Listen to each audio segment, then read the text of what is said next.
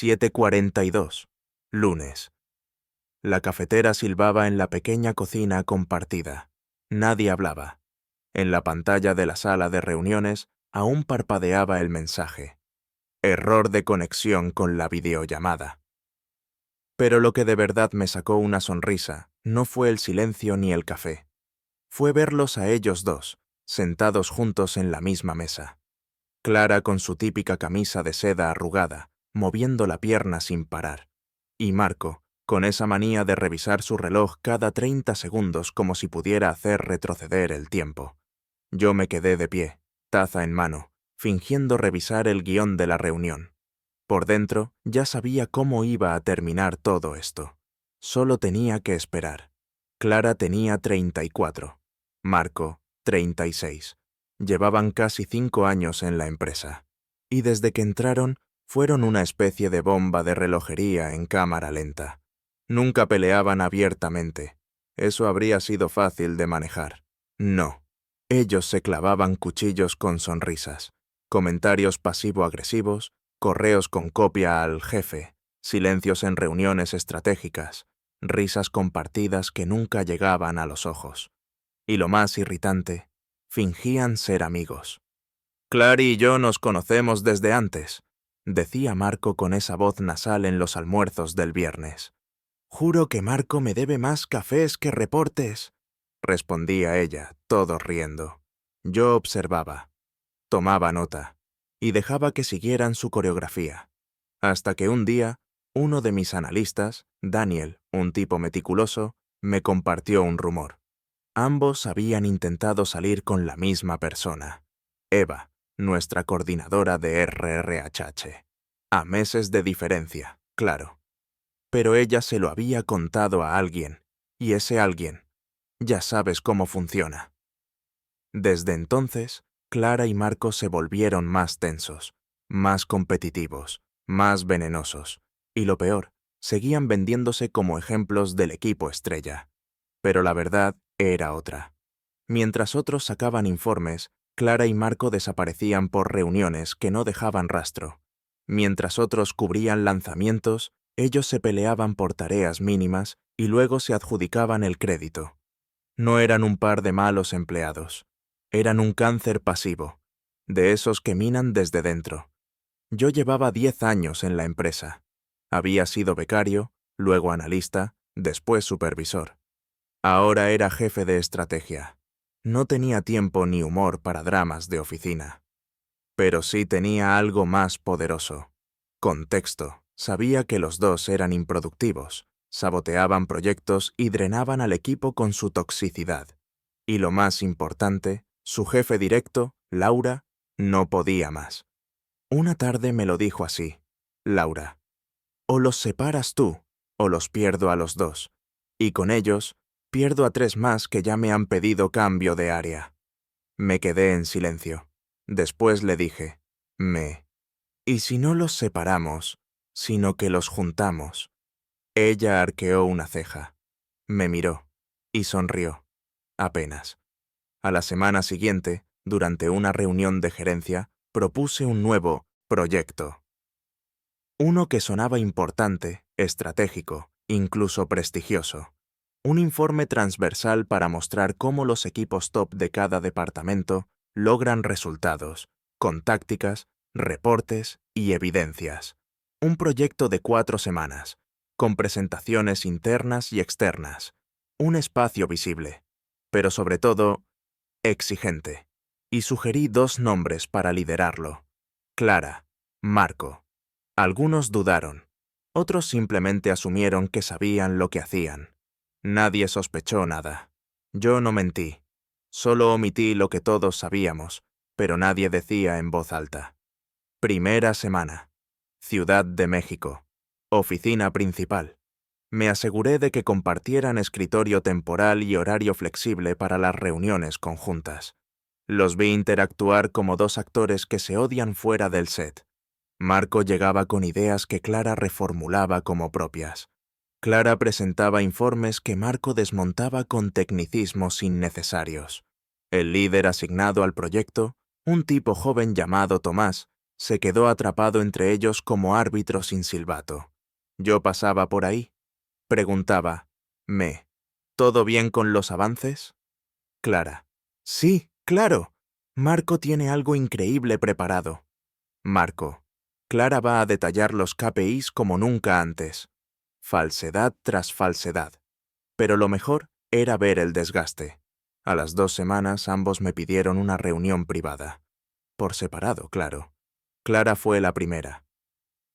Clara, necesito hablar contigo sin que Marco se entere. Me limité a asentir, Está saboteando el proyecto, entrega cosas tarde, me copia ideas, y... Además hay algo personal entre nosotros. ¿Algo reciente? Clara, no. Pero hay historia, y no me siento cómoda. Anoté sus palabras. Con calma. 2 días después, Marco pidió lo mismo. Clara me está boicoteando. Cambia mis aportes, le miente a Tomás y... Bueno, tenemos un pasado. ¿Un pasado? Marco. Intenté algo con Eva. Luego supe que Clara también. Desde entonces me odia. Hice las mismas notas, con la misma calma. Semana 3. Las notificaciones empezaron a multiplicarse. Correos cruzados con reclamos. Tomás me escribió a las 8 de la noche un jueves. Tomás, no puedo con esto. Me siento un florero entre 2 bombas. El viernes siguiente se les pidió a los 3 asistir a una mediación formal con REH. Eva no estaba. Otro gerente se encargó. Yo observé desde la sala contigua. Hubo voces elevadas, golpes en la mesa, y una frase que lo selló todo. Marco. Si esto sigue, renuncio. Clara. Yo también. No estoy aquí para esto. Y cumplieron. Ambos entregaron sus cartas ese mismo día. Tomás lloró, literalmente, no de tristeza, de alivio. Volví a la cocina de la oficina. Mi café ya estaba frío. La sala de reuniones aún tenía el cartel de error de conexión, pero la conexión que sí se había roto era otra, y funcionó. Lo sé, suena cruel, pero a veces para sanar hay que sacar el veneno de golpe. Y yo solo les ofrecí la cucharada con la que se atragantaron. 11:11. Miércoles. La bandeja de entrada mostraba solo 3 correos no leídos. Un récord absoluto. Uno de ellos era del jefe de RRHH, otro de Laura, el tercero de Tomás. Cada uno, en su estilo, tenía algo en común. Un suspiro disfrazado de texto. Tomás, gracias por no dejarme solo en esto. Laura, el ambiente ha cambiado en solo 2 días. RRHH. Ambos empleados firmaron su salida voluntaria. No habrá seguimiento disciplinario. Yo cerré el portátil. Tomé aire. Y por primera vez en semanas, no escuché quejas entre las paredes. Solo el clic del aire acondicionado y el sonido distante de una impresora. Así se siente la paz. Aunque venga después del caos. No lo comenté con nadie. Ni con mis cercanos. No había necesidad. Esto no fue un triunfo. Fue una limpieza. Y como toda limpieza, dejó manchas, porque aunque Clara y Marco se fueran, el eco de su paso aún estaba fresco. Varias personas me preguntaban si habría reemplazos, otros si podían postular para el proyecto vacante. Lo que no sabían es que ese proyecto murió el mismo día que ellos se marcharon, no porque fuera innecesario, sino porque ya había cumplido su propósito. Hay algo que pocos entienden de este tipo de trabajos. No se trata de resultados a secas. Se trata de mantener la estructura funcional. Sostenible. Una manzana podrida no siempre huele. A veces solo ves que otras cerca empiezan a oscurecer. Hasta que es tarde. Yo vi esa mancha extenderse en el equipo.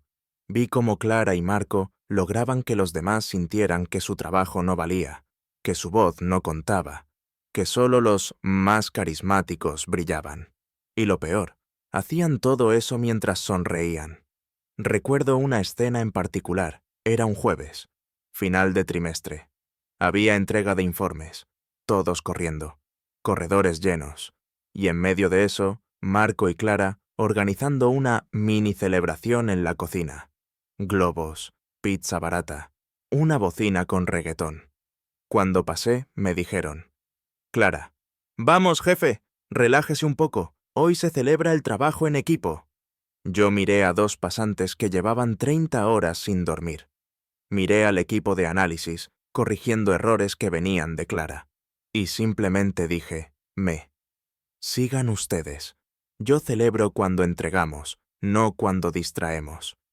No me miraron igual desde entonces. A la semana siguiente de su renuncia, Laura me pidió una reunión rápida. La sala estaba casi vacía, solo una planta marchita junto a la ventana. Laura: ¿lo tenías planeado desde el principio? Me quedé en silencio. Luego pregunté: ¿te molesta? Ella negó con la cabeza. Laura: no, pero me intriga. No sé si yo podría haber hecho lo mismo. Lo hiciste, solo que yo ejecuté. Ella rió, pero no con alegría. Laura: ¿y ahora qué? Me encogí de hombros. Ahora reconstruimos. Reconstruir no suena glamoroso. No es el tipo de cosa que uno presume en LinkedIn, pero es vital. Primero, hablé con Tomás. Le ofrecí descansar una semana. Dijo que prefería quedarse y organizar todo. Después, convoqué al equipo completo. Sin PowerPoints, sin promesas. Solo una sala con sillas incómodas y café instantáneo. Les dije: sé que han visto cosas extrañas estas semanas, y sé que algunos no estaban de acuerdo con cómo se manejó todo, pero también sé que esta es una oportunidad de limpiarnos, de volver a confiar. Hubo silencio. Luego, Paula, una de las más jóvenes, levantó la mano. Paula: ¿podemos elegir a nuestros nuevos líderes de equipo? Asentí. Y ahí comenzó el cambio real. Durante las siguientes semanas, noté pequeños detalles. Los correos llegaban sin errores. Las reuniones eran más breves, más concretas. Los equipos rotaban roles sin drama. Y hasta las bromas en la cocina eran más limpias. Una mañana encontré una nota en mi escritorio, sin firma. Solo decía: gracias por no permitir que los que más gritan ganen siempre.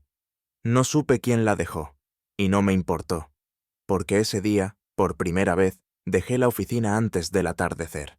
Pero no todo fue alivio. Un día recibí un mensaje inesperado en LinkedIn. Era de Marco. Decía: Marco, no esperaba que viniera de ti. Siempre pensé que me respetabas. No respondí de inmediato. Esperé. Y cuando lo hice, solo escribí: siempre respeté tu talento, no tu forma. Nunca me contestó. Tampoco lo hizo Clara, aunque supe que intentó culparme en su salida. RRH fue claro. Su versión no tenía sustento, y yo tampoco necesitaba defenderme. Los hechos hablaron. Una tarde, mientras revisaba informes, Tomás se acercó.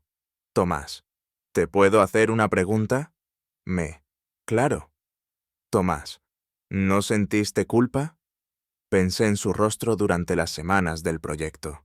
Pensé en el equipo, en el ambiente antes y después, y le dije: sentí responsabilidad, que es distinto.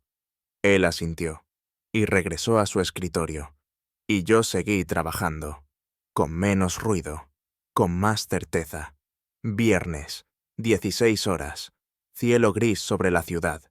Una lluvia suave golpeaba los ventanales de la oficina. Cada gota sonaba como si alguien tocara la puerta con la yema de los dedos. Yo estaba solo en la sala de coordinación, ordenando las carpetas de los nuevos proyectos. Y entonces escuché algo que no esperaba. Tomás, Marco publicó algo sobre ti. Me giré. Él sostenía su móvil, cejas arqueadas. Me mostró la pantalla sin decir más. Era una historia en Instagram. Marco, desde lo que parecía un coworking barato, escribía: cuando tu jefe finge apoyarte mientras te clava el cuchillo por la espalda. Abajo, emojis y etiquetas sutiles que solo alguien del equipo entendería. No me molestó, pero tampoco lo ignoré. Durante años, aprendí a moverme en ambientes laborales cargados, no porque quisiera, sino porque no me quedaba otra. Crecí con un padre que fue obrero de fábrica y una madre que trabajaba como secretaria para matabogados que ni recordaban su nombre. Desde pequeño, supe que el trabajo podía dignificar o destruir. Así que, cuando entré a esta empresa con 24 años, me prometí una cosa.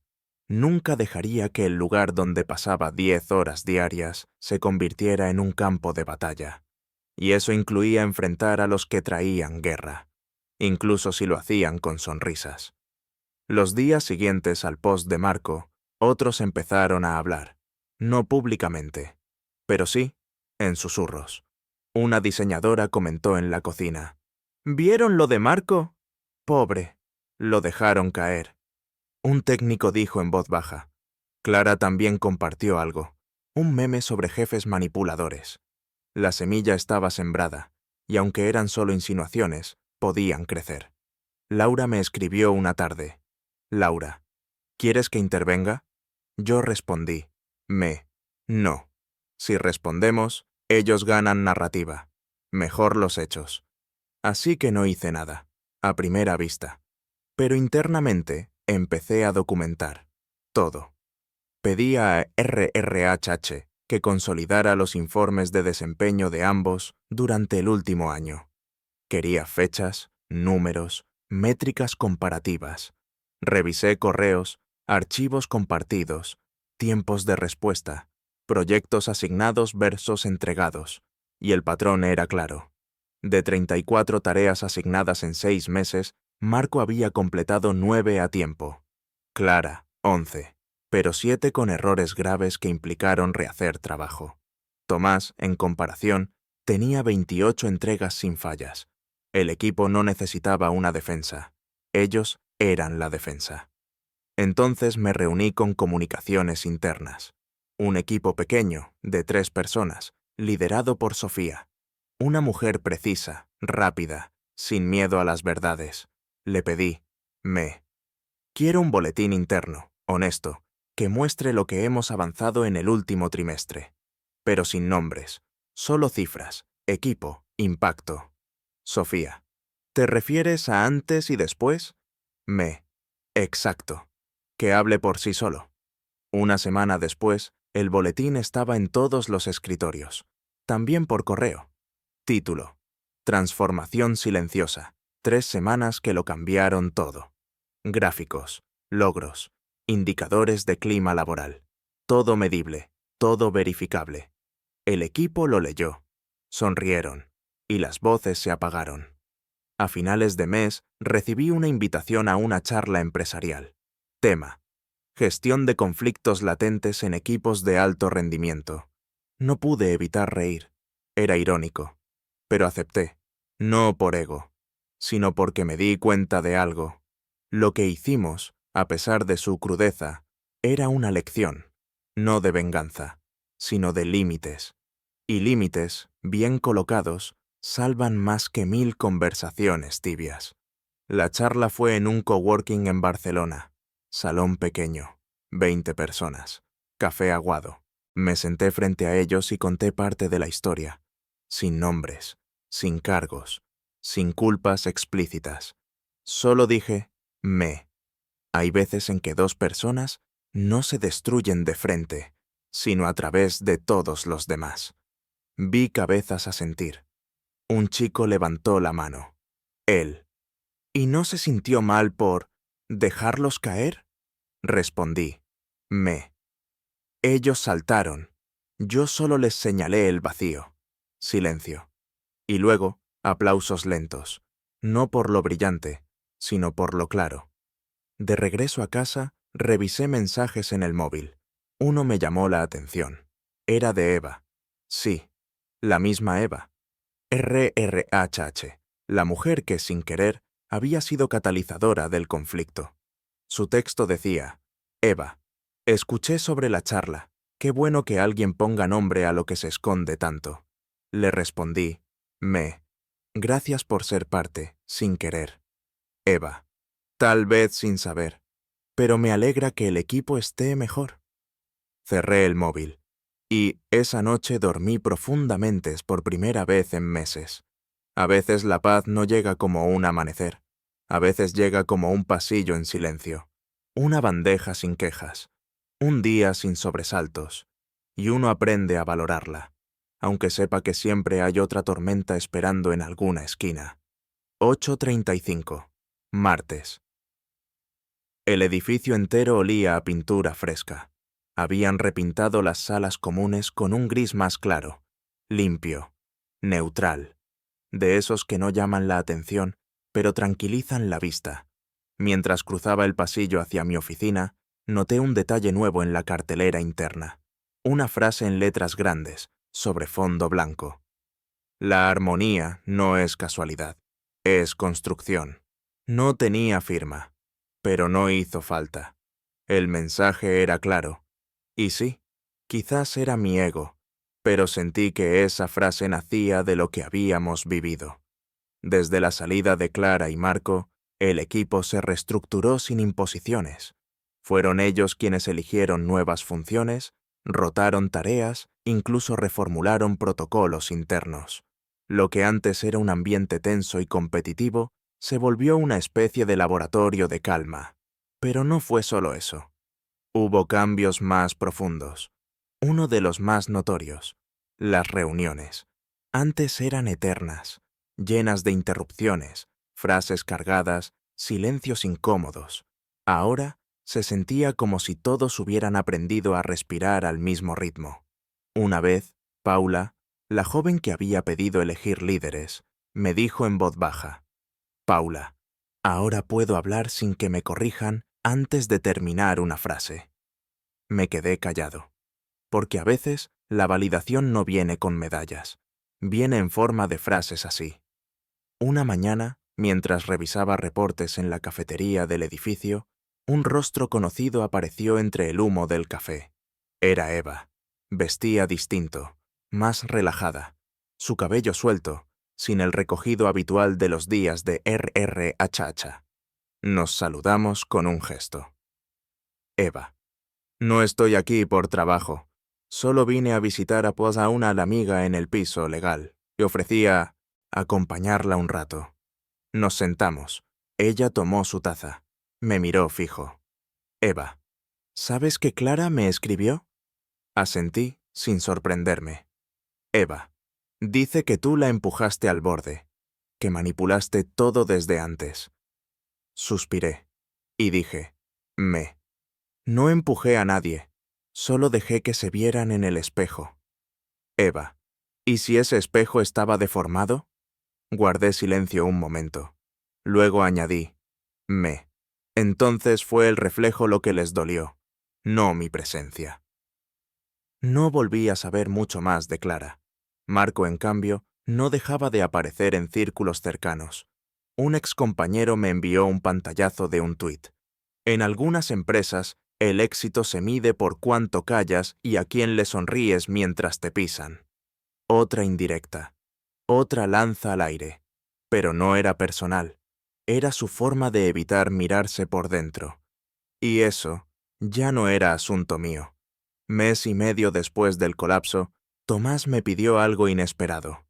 Tomás, quiero armar una guía interna para gestión de proyectos difíciles, basado en lo que vivimos. Lo miré con respeto. Había madurado. En serio, le dije, hazlo, pero desde la experiencia, no desde la herida. Él entendió, y comenzó a entrevistar a cada miembro del equipo, incluso a mí. Preguntó cómo percibí la crisis, qué señales anticipé, qué límites marqué. Y una pregunta me sorprendió. Tomás, ¿cuál fue el momento exacto en que supiste que los perderíamos a los dos? Pensé unos segundos. Cuando dejaron de hablar del trabajo y empezaron a hablar solo del otro. La guía se publicó como documento interno. 40 páginas. Título sobrio. Lecciones sin nombres. Reconstrucción desde el caos. Circuló como pan caliente. Hasta gerentes de otras áreas pidieron copias. Y un día, el CEO, hombre al que veía una vez cada trimestre, me escribió un correo de 3 líneas. CEO, leí el documento. Inteligente, sobrio, necesario. Gracias por sostener el equipo cuando nadie lo notó. No respondí. No hacía falta. Esos silencios también valen. A finales de ese trimestre, recibimos la visita de una consultora externa para evaluar el clima organizacional. Una de esas auditorías que todos temen y nadie quiere hacer. Pero esta vez, nadie se quejó. Al contrario, durante la sesión de feedback, uno de los técnicos, Raúl, tipo parco y siempre silencioso, dijo algo que me dejó sin aliento. Raúl, antes, venir aquí me drenaba. Ahora, llego sin necesidad de defenderme de nadie. La consultora anotó. Yo solo asentí. Por dentro, me prometí no olvidar nunca esa frase. Sin embargo, no todo era luz. Había días grises, días en que dudaba. ¿Había otra manera menos dura? ¿Pude haber mediado más, evitado la explosión? Pero siempre volvía a lo esencial. No fui yo quien los dividió. Ellos llegaron rotos. Solo mostré dónde estaba la fractura. Y después cerré la puerta cuando el daño quiso entrar de nuevo. Una tarde, mientras caminaba por el pasillo del segundo piso, vi a Paula y Tomás ensayando una presentación. Era para un cliente nuevo. Ellos, liderando, seguros, con voz firme. Me escondí detrás de la puerta de cristal por un momento, solo para escucharlos. No intervení, porque entender cuándo salir del centro también es parte del liderazgo. Me alejé con una sonrisa, y por primera vez en años sentí que el equipo caminaba solo, sin bastón, sin muletas, sin fantasmas. Sábado, 6:20 de la mañana. El sol apenas se asomaba entre los edificios cuando serví el café en mi piso pequeño de lavapiés. La cafetera soltaba ese último resoplido que suena como un suspiro largo. El barrio estaba silencioso, solo el eco de una bicicleta en la calle mojada. Llevaba semanas sin abrir el portátil los fines de semana. Ese sábado, sin embargo, lo encendí. Había un correo que me esperaba desde la noche anterior. Asunto: proyecto finalizado. Era de Tomás. Lo abrí. Tomás. El equipo cerró ayer el informe para el nuevo cliente. 100% a tiempo. Sin conflictos, sin dramas. Gracias por dejarnos aprender. Me quedé mirando la pantalla. Ese mensaje era un cierre, no del proyecto, de todo. Porque, de alguna manera, ese chico que casi se desmorona entre Clara y Marco había encontrado su voz. Y ahora era él quien sostenía a otros. A veces la vida en la oficina no te regala finales claros. La gente se va sin despedirse. Los conflictos quedan latentes. Las heridas se maquillan con feedback en hojas de Excel. Pero esta vez no fue así. Esta vez, el cierre vino con un mensaje breve y limpio. Y yo sentí que podía soltarlo. No era mi victoria, era la de ellos. Pasé las siguientes horas ordenando papeles viejos. Entre ellos encontré mis notas sobre Clara y Marco. Fechas, frases, momentos. Un mapa de cómo todo se fue desbordando. Un pequeño archivo de cicatrices. Lo hojeé despacio. Las palabras parecían ajenas, como si pertenecieran a otro tiempo. Luego lo guardé en una carpeta sin etiqueta, y lo dejé en el fondo del cajón, no como trofeo, sino como recordatorio. Un recordatorio de que liderar no es salvar, es a veces dejar caer. Ese mismo día, mientras caminaba por la plaza de Tirso de Molina, me crucé con Eva. Otra vez. Ella iba con una amiga. Me vio, sonrió y se acercó. Eva. Leí la guía de Tomás. Impresionante. No es mía. Es de él. Eva. Es tu semilla. Nos quedamos en silencio. La plaza llena de niños corriendo, una fuente sonando, vendedores de flores. El mundo seguía. Ella añadió. Eva. ¿Sabes que Clara consiguió otro trabajo? Me sorprendí. ¿Dónde? Eva. En una startup pequeña, marketing. Parece que allí encajará mejor. Asentí. Eva. Y Marco, bueno, dice que está montando un proyecto propio. Quizás eso era lo que necesitaban. Nos despedimos sin drama. No había resentimiento, ni cuentas pendientes, solo dos personas hablando sobre otras que habían pasado como tormentas. Regresé a casa con una bolsa de pan caliente. Encendí la radio. Sonaba un bolero antiguo, como los que mi madre cantaba mientras planchaba camisas.